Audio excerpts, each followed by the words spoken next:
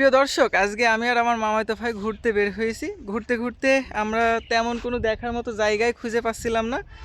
পরবর্তীতে আমার মামাতো ভাই বললো সব পাহাড় দেখে আসি। দেখতে পাচ্ছেন দর্শক, আমার পিছনে কিন্তু পাহাড় দেখা যাচ্ছে। পাহাড়ে কিন্তু আকাশ দেখা যাচ্ছে। পাহাড়টা অনেক উঁচা।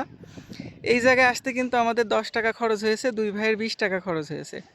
আর আপনারা যারা পাহাড় দেখতে যান, আমি শুনেছি এক একজনের 5,000 10,000 টাকা করে খরচ হয় যাওয়া আসা মিলে। তো এই পাহাড়টা কোথায় পাবেন আমি আপনাদের দেখাচ্ছি। পিছনটা দেখলে আপনারা বুঝতে পারবেন এই পাহাড়টা কোথায় পাবেন। এটা কিন্তু প্রতিটা ইট ভাটার এক কর্নারে কিন্তু এরকম পাহাড় থাকে। পাহাড়টা প্রায় 20 ফুট 30 ফুট 40 ফুট 50 ফুট এরকম লম্বা হয়।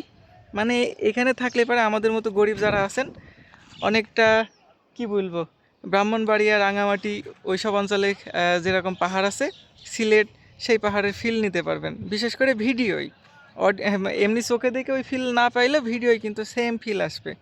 দেখতে পাচ্ছেন এটা কিন্তু দেখে পাহাড়ই মনে হচ্ছে। তো যারা আমাদের মতো গরিব আছেন, এরকম একটা মামাতো ভাই সাথে করে নিয়ে পাহাড়ে চলে আসবেন, তেমন কোনো খরচ হবে না। হ্যাঁ, খালি 20 টাকা খরচ।